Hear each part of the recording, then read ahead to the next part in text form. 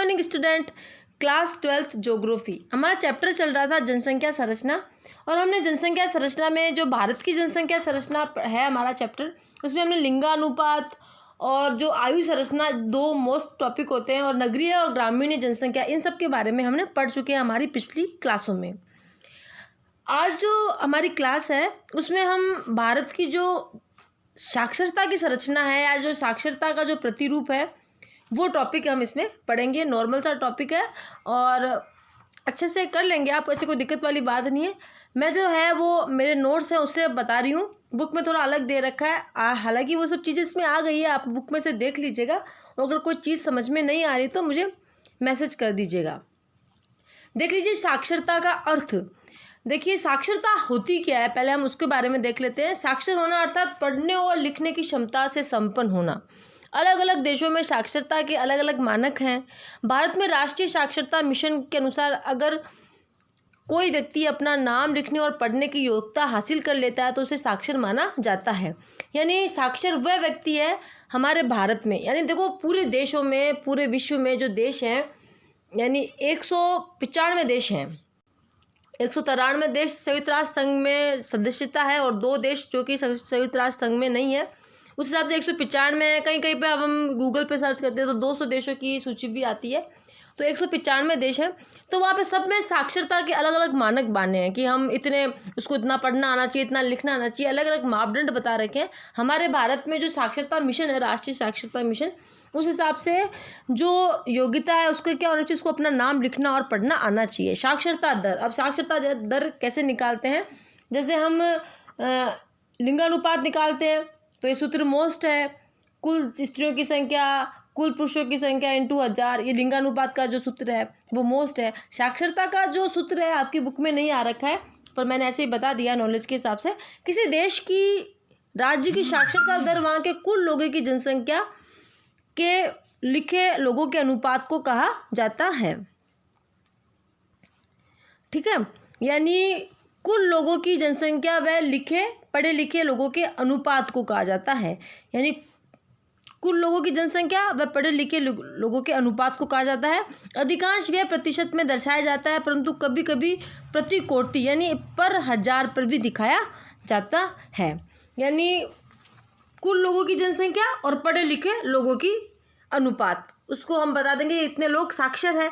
ठीक है, और इसको कभी कभी 1000 पे दर्शाया जाता है कि 1000 में इतने लोग साक्षर हैं और इतने बिना साक्षर हैं। और हमारे यहाँ भारत में राष्ट्रीय मिशन में जो राष्ट्रीय साक्षरता मिशन है उसके अनुसार कोई व्यक्ति जिसे अपना नाम लिखने और पढ़ने आना चाहिए, योग्यता हासिल होनी चाहिए, वो क्या कहलाएगा, साक्षर कहलाएगा।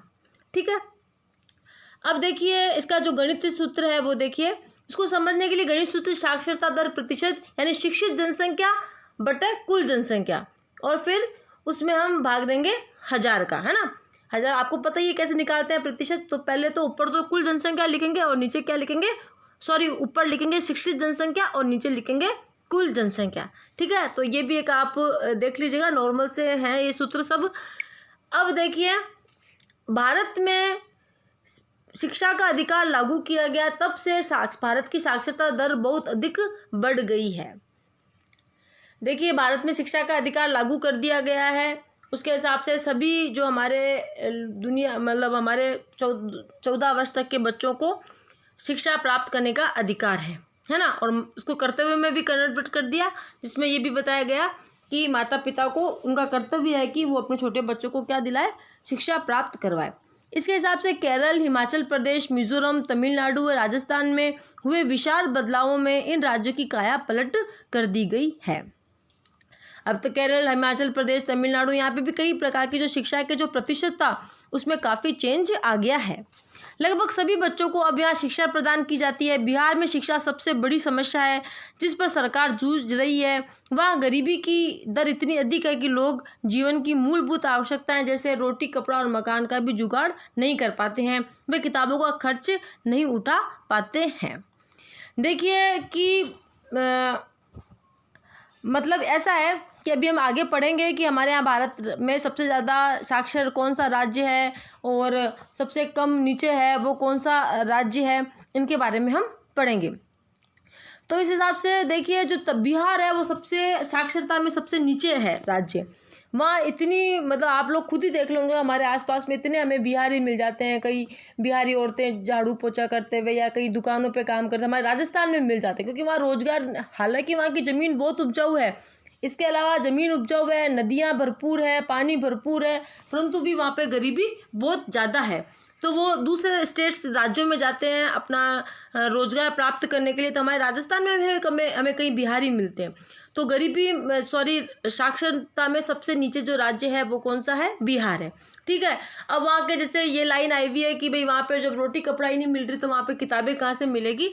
अब जब शिक्षा का अधिकार लागू किया है भारत सरकार ने, तब से शिक्षा की सब कॉपी किताब आपको पता है गवर्नमेंट द्वारा दी जाती है। तो अब वहाँ पे शिक्षा का स्तर हुआ है। अब देखिए थोड़ा ये वापस आ गया है, तो इसको गलती से आ गया है तो इसको हटा दीजिएगा कि भारतीय नियम के अनुसार इस सूत्र में जो लोगों को भी शिक्षित गिना जाता है जो अपने हस्ताक्षर कर सकते हैं, ये हम पढ़ चुके हैं आगे कि हमारे भारत में मापदंड के हिसाब से जो लोग शिक्षित साक्षर माने जाएंगे जिन्हें अपना नाम लिखना और पढ़ना आता है। वही चीज़ दोबारा थोड़ा रिपीट हो गया है गलती से, तो ये वापस मत लिखिएगा।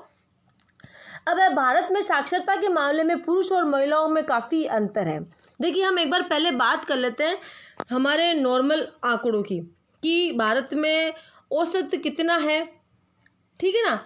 तो देखिए आज़ादी के समय भारत की साक्षरता दर कितनी थी? मात्र 12% थी। ठीक है।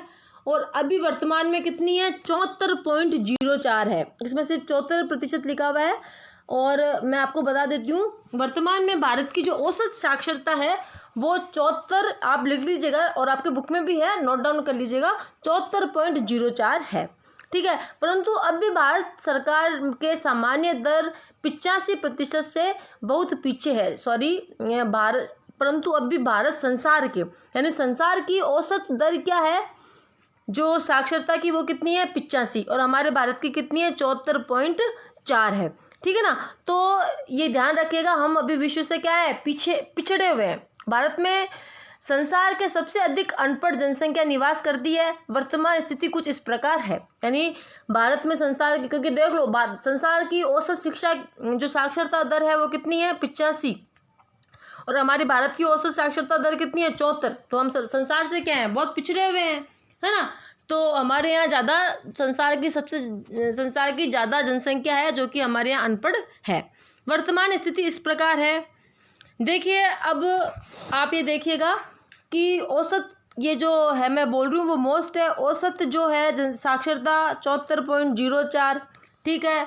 संसार की औसत साक्षरता कितनी है? 85%। ठीक है। और सर्वाधिक साक्षरता वाला राज्य है केरल। ध्यान रखिएगा इसकी है 94%। कितनी है? 94%। और आपके जो बुक है उसमें 93.91% दे रखी है। ठीक है ना। तो दोनों ही है, तो आप तो 93.91% नोट डाउन कर लीजिएगा। इसके अलावा 93.91% केरल की है साक्षरता। राज्यों में प्रथम स्थान केरल का है और केंद्र शासित प्रदेशों में प्रथम स्थान लक्षद्वीप का है और इसकी जो साक्षरता है 92.2% है। ठीक है। और न्यूनतम साक्षरता वाला जो राज्य है वो है बिहार। ठीक है। और बिहार की जो साक्षरता है वो कितनी है? 64% है। कितनी है? 64% है। सर्वाधिक साक्षरता दर केंद्र शासित प्रदेश में लक्षद्वीप की, ये मैं आपको बता चुकी हूँ। अब देखिए पुरुष साक्षरता 82% है और स्त्री साक्षरता कितनी है? 65% ही है। कितनी है? 65%। और अब आप देखिए जो महिला साक्षरता में प्रथम स्थान पर कौन है? केरल है। ये इसमें नहीं है, आप नोट डाउन कर लीजिएगा। महिला साक्षरता में प्रथम स्थान पर केरल राज्य आता है। ठीक है। और हम अगर बात करते हैं कि पुरुष साक्षरता में प्रथम स्थान पर लक्षद्वीप आ रहा है, उसका 96% अपना स्थान रखता है। और न्यूनतम जो महिला जो है हमारी साक्षरता वाला राज्य वो कौन सा हो गया? बिहार हो गया। तो ये आंकड़े आपके बुक में भी है, आप अपने बुक में भी देख लीजिएगा। मैंने ये थोड़े आंकड़े निकाले थे, मेरे पास थी जो हमारे 2011 की जो जनगणना है उसकी कुछ थी। मैंने आपको 2011 की जो जनगणना के काफ़ी लेटेस्ट आंकड़े भी प्रस्तुत किए थे। अगर आपको पता है, जब हमने जनसंख्या वाला पार्ट शुरू किया था तो उसमें भी सब कुछ है, साक्षरता दर वगैरह, तो उसमें भी आप देख सकते हैं। अब देखिए साक्षरता को प्रभावित करने वाले कारक। अब साक्षरता को प्रभावित करने वाले कारक कौन कौन से हैं तो वो देख लीजिए हैं। साक्षरता की दृष्टि से साक्षरता की वृद्धि और प्रसार क्षेत्र में संपूर्ण सामाजिक आर्थिक अंतक्रिया का परिणाम है, जिनमें मुख्य हैं। यानी अगर कोई राष्ट्र है, कोई क्षेत्र है, कोई राज्य है, अगर वहाँ साक्षरता वृद्धि हुई है और वहाँ की जनसंख्या साक्षर ज़्यादा है तो उसके पीछे कारण है या नहीं है। आज अपने घर परिवार समाज में भी देख लीजिए, अगर कोई परिवार है पूर्ण रूप से पढ़े लिखे हैं सब लोग, तो उसके पीछे कारण है, कई कारण है। उनकी आर्थिक स्थिति है, उनके लोगों की सोच है, वो जहाँ रह रहे हैं वो स्थिति है, सब प्रभावित करेंगे, है ना। तो अब कौन कौन से कारण हैं वो देखते हैं।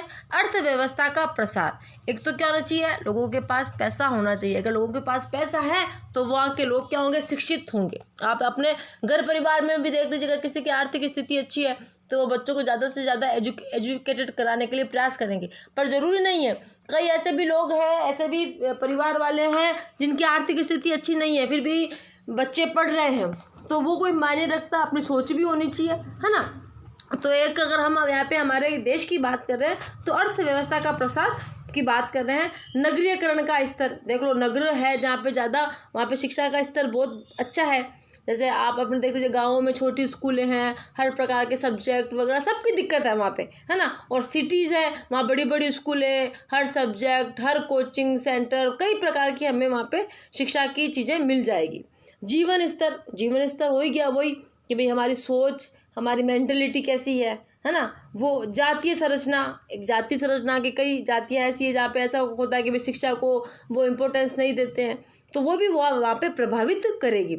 समाज में स्त्रियों की स्थिति, अगर समाज हमारा डेवलप है और स्त्रियों की स्थिति अच्छी है तो वहाँ पे क्या होगा कि नहीं भाई एजुकेशन का माहौल भी अच्छा रहेगा, क्योंकि देखो एक स्त्री पूरा परिवार बना रही है ना, और परिवार से मिलके ही समाज बना है। तो स्त्रियों की स्थिति अच्छी है तो समाज का अपने आप ही डेवलप हो जाएंगे और पढ़ाई लिखाई होगी, ठीक है।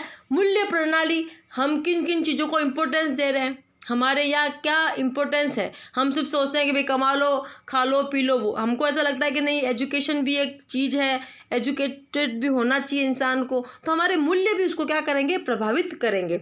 शैक्षणिक सुविधाओं में उपलब्धता, अब जैसे गांव के बच्चे हैं, कई बार क्या होता है उनके पास शैक्षणिक सुविधाएं नहीं प्राप्त होती कि भाई हमारे पास स्कूल नहीं है ना। तो जैसे हमें जो सब्जेक्ट चाहिए वहाँ फैकल्टी का टीचर नहीं है या फैकल्टी नहीं है वहाँ पे, तो ऐसे पढ़ाई में फिर उनकी बाधा आ जाती है। हो सकता है वो सिटी में नहीं आ सकते हैं पढ़ने के लिए, तो जो सुविधा भी सारी हमें शिक्षा की मिलनी चाहिए। यातायात या संचार का साधनों का विकास, जैसा कि अभी देख लो, अभी संचार के साधन और यातायात का विकास हुआ है, तो आज देख लो कोरोना है, स्कूल बंद है और हम फ़ोन पे पढ़ाई कर रहे हैं, नहीं कर रहे हैं, तो उनका भी विकास होना चाहिए। टेक्नोलॉजी भी अगर अच्छी है तो वहाँ पे क्या होगा, स्तर बढ़ेगा शिक्षा का। अब देखो तकनीकी विकास का स्तर, तकनीकी विकास हो रहा, देखो फ़ोन आ गया, एंड्रॉयड फ़ोन है, आज हम वीडियो बना रहे हैं, ऑनलाइन फेस टू फेस पढ़ रहे हैं, कई प्रकार के ऐसे ऐप चल रहे हैं, उससे हमें प्राप्त हो रही है हम जानकारी कई प्रकार की। तो इस प्रकार से वो भी क्या करेगी, उनको प्रभावित करेगी। सार्वजनिक नीति, अब जैसे सरकार ने योजना बनाई कि 14 साल के सभी बच्चों को क्या करना चाहिए, 14 साल तक के सभी बच्चों को पढ़ने का अधिकार है, उनके माता पिताओं का कर्तव्य है कि उनको पढ़ाए। तो जो सरकार की नीति होगी वो भी क्या करेगी, बहुत बड़ा मायने रखेगी, लोगों में जागरूकता पैदा करेगी। इस प्रकार से ये सभी कारक हैं जो कि क्या करते हैं, हमारी साक्षरता को प्रभावित करते हैं। तो आज की क्लास में हमारा बिल्कुल छोटा सा टॉपिक था, अच्छा टॉपिक था, कोई ज़्यादा नहीं था। और एक है ना, मैं आपको ऐसे करूँगी, जो कल हमारी क्लास होगी उसके अंतर्गत मैं आपको एक सारणी भेज दूँगी जिसमें कौन सा राज्य है जो कि साक्षरता में प्रथम नंबर पर है, कौन सा लास्ट नंबर पर है, और महिला जो साक्षरता है किस राज्य की ज़्यादा है, पुरुष साक्षरता किस राज्य की ज़्यादा है। तो वो कल मैं आपको, जो कल की क्लास होगी उसमें मैं आपको ये सारा एक PDF में और दिखा दूंगी मैं कल। तो आज की क्लास में हम इतना ही पढ़ेंगे, कल की क्लास में मिलते हैं, तब तक के लिए धन्यवाद।